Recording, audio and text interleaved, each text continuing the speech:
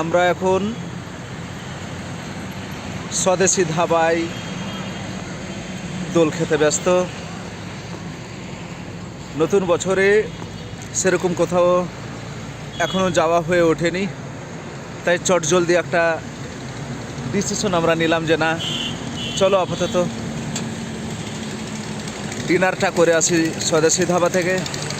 সাথে দোল খেতে খেতে এক এনজয়মেন্টেরও যে এখানে সুব্যবস্থা, তার জন্য আরও ছুটে আসা।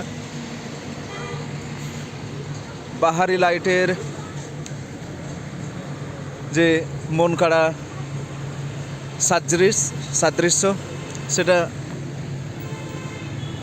বারবার এখানে আসার জন্য মনকে আন্দোলিত করে। 34 নম্বর জাতীয় সড়কের ধারে এরকম একটা সুন্দর ব্যবস্থাপনার জন্য ধন্যবাদ জ্ঞাপন করব স্বদেশি ধাবা কর্তৃপক্ষকে।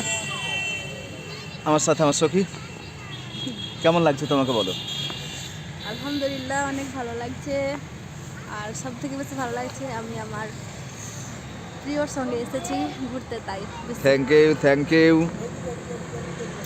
এই যে এরকম অনুভূতি ক্যামেরাবন্দি হয়ে থাকুক, সাথে সাথে আমি চাইব আমাদের এই যে সোনালি মুহূর্ত গেল, এই সোনালি মুহূর্তগুলো যাতে জীবনে প্রত্যেকটা মুহূর্ত হয়ে ওঠে এরকম একটা সুন্দর অনুভূতিপূর্ণ সোনালি সন্ধ্যায়, তাই তো? Yes. ইয়েস।